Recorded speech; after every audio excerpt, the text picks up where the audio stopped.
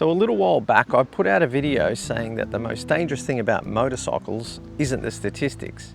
It's about living your life playing it so safe that somewhere along the line you forget that you're not really living. And a lot of people agreed with that, but not everyone saw it that way.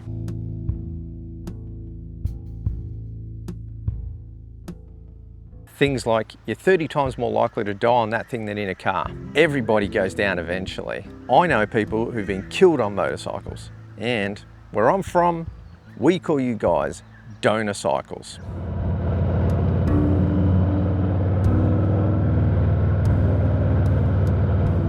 And I get it. I've heard it all before. From strangers on the internet? Sure. But to really understand why we ride, you have to have had a motorcycle experience before.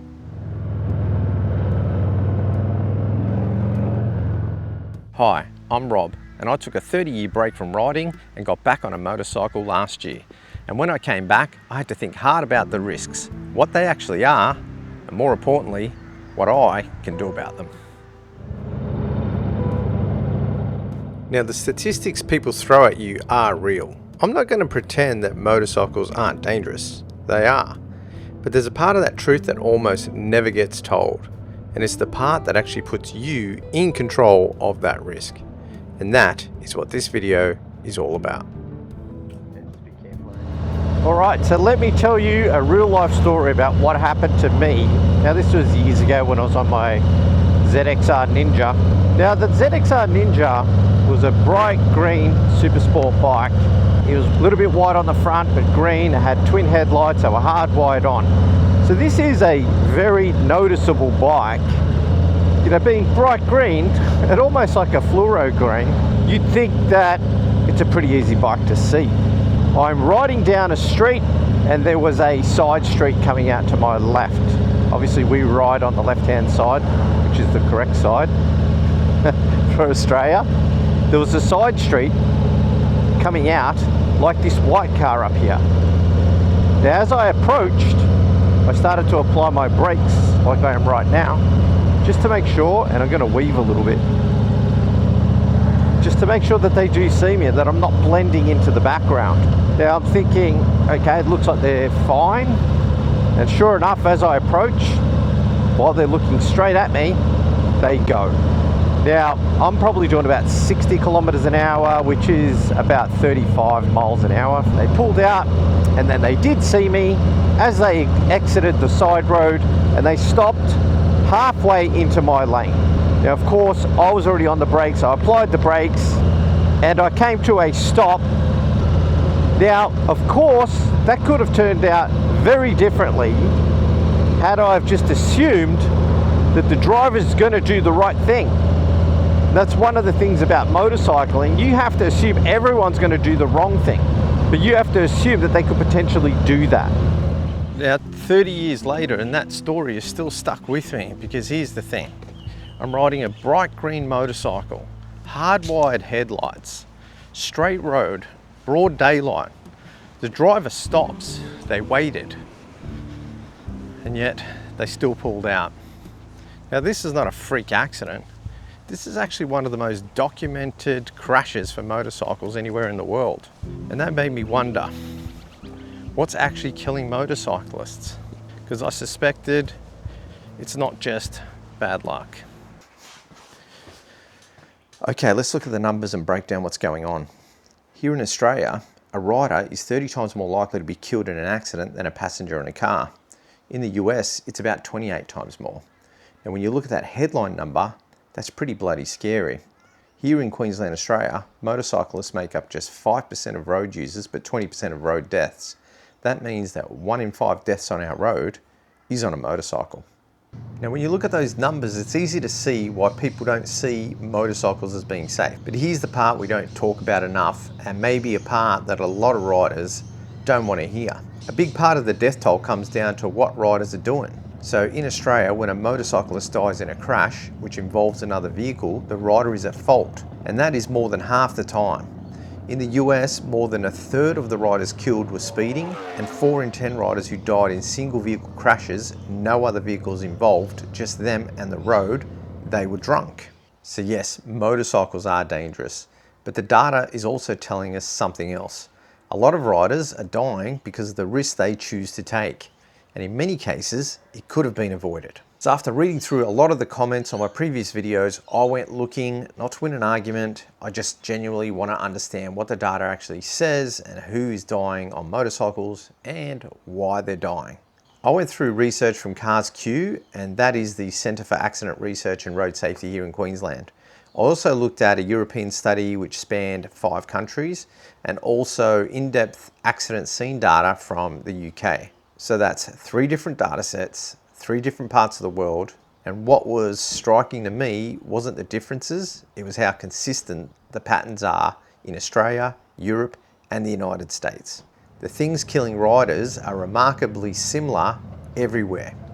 So what does the data actually show? It boils down to 3 key things. First, it's the stuff we do to ourselves, risk-taking behaviour. Now, according to the Queensland research, things like excessive speed, alcohol and pushing beyond your ability are major factors in roughly half of all fatal motorcycle crashes. So that's half of this is coming down to people just losing control or going too fast. And guess what? It doesn't have to happen. The second one was the other driver problem, and this is very real and it matters, and it's something I spoke about before. Now, across the European and UK data, it shows that the driver just simply didn't look properly, and that caused over 60% of crashes. It's a classic scenario where a car turns directly into your path at an intersection. Now, I think we've all heard it, a driver saying, "Yeah, sorry mate, I just didn't see you." The driver who pulls out in front of you because they looked, but they just don't see you. Now, that's not a myth. They really do look, but they just don't see us. And they don't see cars either, so it's not just bikes. Third, and this one cuts across every age group and every experience level. Experience matters more than almost anything else. The Australian crash data shows a crazy paradox. New riders who take the basic pre-learner training can actually end up with a higher crash risk early on. Now, the CARS-Q research, it pointed out exactly why. Now, these courses, they teach you basic bike controls in a parking lot, but they don't really give you any real-world hazard perception. Now, it's going to inflate your confidence before the actual road skills can match it. And listen, don't assume just because you've got years of experience driving a car that you're magically going to be safer either. Now, I'm a returning rider. I've come back to 2 wheels, and my history on the road meant that I knew how to read the traffic, but my physical muscle memory was completely rusty. Now, the riders that are most at risk aren't defined by how old they are, they're defined by how intentionally they build that road experience. So here's what I'll get out of this.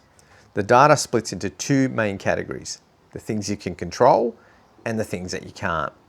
Now, the things that are killing riders the most are alcohol, speed, and riding without a proper license. Also, treating the road like a racetrack. Now, you don't have to ride like that. They're all choices. Now, if you remove those variables from your riding, then you're not going to be in that category and you're not going to be at the same risk, regardless of how long you've been riding or how old you are. So there are things that you can't control. The driver that pulls out because the driver didn't see you, it's real. But you can prepare for them, you can anticipate them, and if you're paying attention and you ride actively and you also have the skills to control your bike, you have a chance to avoid those situations. Now look, at the end of the day, the risk of riding a motorcycle is higher than in a car. Cars have crumple zones, they have airbags, they have a rigid frame around the passenger area, and that mitigates injury to the passengers. Now, if you crash on your bike, unfortunately, you're going to be the crumple zone. So it's not a joke, and you need to keep yourself safe whenever you ride. But reading the crash reports, it tells me that I do have proven ways to reduce my risk of being in an accident, because a lot of it proves that a lot of that risk is built on bad choices from riders. Now, if you choose to leave those variables off your bike, you're going to radically change your chances of being involved in an accident. Now, you can't remove all the risks of the road, nothing can, but you can manage it down to an acceptable level where the trade-off makes sense. Now, when you remove the controllable variables, ride sober, do rider training, ride within your ability, and ride like you're invisible, you're no longer going to be in that high risk category. And the data shows that, even if the headline numbers don't. And after all that, you need to decide if that's an acceptable risk for you. I can't make that call, You need to make that decision for yourself. However long you've been riding, a week or 30 years, how do you think about the risk? How do you balance the numbers against the ride? Experienced riders especially, I'd love to hear what you think. Please put it down in the comments. Now, enough of this kind of stuff. I want to get back to enjoying my riding. Ride safe, everyone. I'll see you on the next one.